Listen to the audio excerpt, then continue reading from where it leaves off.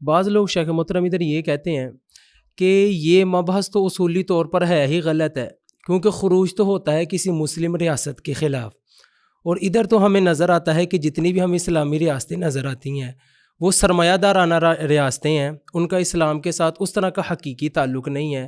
تو اس کے بارے میں آپ کیا کہیں گے؟ بھائی جان، اس بات میں تو کوئی شک شبہ نہیں ہے کہ ہمارے جو حکمران ہیں وہ اسلام سے زیادہ تعلق نہیں رکھتے. اسلام کے حکام جو اللہ رب العالمین نے ان کی ذمہ داری بنائی ہے اس کے وہ قیام جی سے عہدہ برا نہیں ہوتے. مثال کے طور پر اللہ رب العالمین نے فرمایا ہے قرآن مجید میں کہ الذین ان مکناہم فی الارض اقاموا الصلاۃ وآتوا الزکاۃ وامروا بالمعروف ونہوا عن المنکر. جن کو ہم زمین میں حکومت عطا کرتے ہیں، وہ حکمران بنتے ہیں، تو ان کے فرائض اور ان کی ذمہ داری میں پروردگار نے یہ شامل کیا ہے کہ وہ نماز قائم کروائیں. ٹھیک ہے، یہ نہیں کہ نماز خود پڑھیں، صرف ٹھیک ہے، پورا نماز کا بندوبست کریں. کوئی بندہ ان کی حکومت میں رہ کر نماز سے پیچھے نہیں رہنا چاہیے. جو پیچھے رہتا ہے اس کو سزا دیں، اس کی پکڑ کریں اور ان کی تربیت اور اصلاح کریں تاکہ سارے لوگ نمازی بن جائیں اور نمازوں کے ٹائم ہر چیز رک جائے، دنیا کے سارے دھندے اور سب کچھ ختم ہو جائے. جی تو یہ ذمہ داری ہے حکمرانوں کی، نہیں کرتے. وہ زکوٰۃ کا نظام قائم کرنا وہ نہیں کرتے. سود کو اللہ رب العالمین نے حرام کیا ہے، ان پر فرض ہے محمد الرسول اللہ صلی اللہ علیہ وسلم کی اتباع کرتے ہوئے وہ سود پر پابندی لگائیں اور ایک پیسہ سود کا لینا اور دینا اس کو ہمیشہ کے لیے ختم کرنے کا اعلان کر دیں. لیکن یہ لوگ نہیں کرتے. لیکن ان کے ان اعمال کے باوجود چونکہ یہ نہ تو قرآن کے منکر ہیں، نہ رسول اللہ صلی اللہ علیہ وسلم کے فرمان کے منکر ہیں، نہ یہ اللہ اور اس کے رسول اور قرآن کی توہین کے مرتکب ہیں، اور نہ ہی یہ اسلام کے جو بنیادی ارکان ہیں نا ان میں سے کسی رکن کے منکر ہیں، اور نہ ہی وہ اسلام کی توہین کرتے ہیں، ٹھیک ہے، اور نہ ہی وہ کوئی ایسا عمل کرتے ہیں جس عمل سے انسان ارتداد کی راہ پر چل پڑتا ہے. تو یہ فاسق ہوں گے، ان کو فاسق کہا جائے گا، فاجر کہا جائے گا.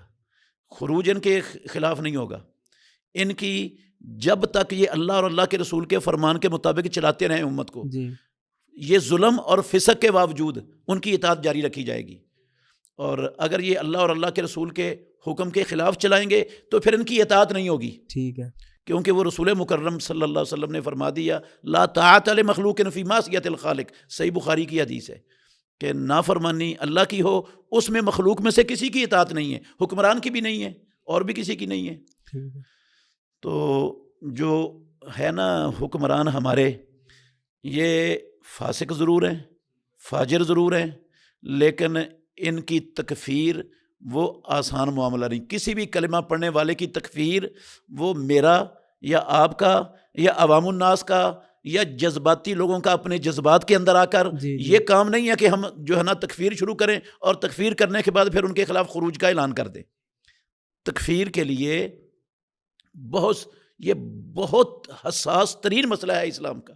رسول مکرم صلی اللہ علیہ وسلم کے بہت سے فرامین موجود ہیں کہ جس نے کسی کلمہ پڑھنے والے کو کافر کہا، اگر وہ کافر نہیں ہے تو جو کہنے والا ہے وہ کیا ہو جائے گا؟ خود کافر ہو جائے گا. اچھا حمزہ بھائی، کفر اور اسلام یہ ایک دلی مسئلہ ہے. ٹھیک ہے جی. تو دلوں کو جاننے والا کون ہے؟ اللہ رب العالمین ہے. تو میں اور آپ یا کوئی عوام الناس میں یا کوئی جذباتی شخص وہ کسی کے دل پر مطلع تو نہیں ہو سکتا. یہ تو اللہ رب العالمین کا کام ہے. تو اب ایک بندہ بظاہر کلمہ پڑھتا ہے، ہم اس کے کلمہ پڑھنے کی وجہ سے اس کو مسلمان سمجھنے کے مکلف ہیں. ٹھیک ہے. امام الانبیاء محمد الرسول اللہ صلی اللہ علیہ وسلم کو بھی اللہ رب العالمین کا یہی حکم تھا، اور پیارے پیغمبر کا بھی ہمیں یہی حکم ہے. وہ حدیث ہے نا، امرت ان اقاتل الناس حتی یشہدوا ان لا الہ الا اللہ فاذا قالوها عصموا منی دماءہم واموالہم الا بحق الاسلام وحسابہم علی اللہ. جو کلمہ پڑھ لے گا نا اس کا مال بھی محفوظ، اس کی جان بھی محفوظ، اس کے خلاف نہ تقریب کاری نہ خروج، کچھ بھی نہیں ہوگا. باقی اگر وہ اندر سے بے ایمان ہے، اندر سے کفار کے مفادات کے محافظ ہیں، ان کی جو ہے نا وہ اطاعت کو وہ اپنے اوپر لازم سمجھتے ہیں اور اپنے آپ کو ان کے ہاتھوں مجبور سمجھتے ہیں، تو اس کا حساب اللہ نے لینا ہے. اس کا حساب ہم نے نہیں لینا، نہ عوام الناس نے لینا ہے. اس کو اللہ کے سپرد کرنے کا یہ اللہ نے اپنے نبی کو اس بات کا حکم دیا ہے.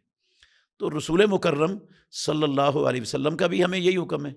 آپ کی اسوہ حسنہ بھی یہی ہے کہ جو کلمہ پڑھتا تھا نا، اب دیکھیں منافقین کلمہ پڑھتے تھے جی بالکل، تو کافر تھے، اندر سے سازشیں بھی کرتے رہتے تھے، کافروں کے ساتھ ان کے رابطے بڑے مستحکم تھے، مضبوط تھے، اور کافروں کے مفادات کے لیے کام کرتے تھے، مدینے میں رہ کر جی مسجد زرار بنا ڈالی انہوں نے، اس کے باوجود رسول اللہ صلی اللہ علیہ وسلم نے ان کے خلاف خروج نہیں کروایا۔ جی جی، اور سب کو پتہ بھی ہے، سارے صحابہ کو پتہ سب ہے۔ کو پتہ بھی تھا، اللہ کے نبی کو بھی پتہ تھا کہ یہ منافق ہے، لیکن اس کے باوجود خروج نہیں کروایا۔ ٹھیک ہے، تو خروج نہیں، یہ فاسق، ان کو آپ کہہ سکتے ہیں، فاجر کہہ سکتے ہیں۔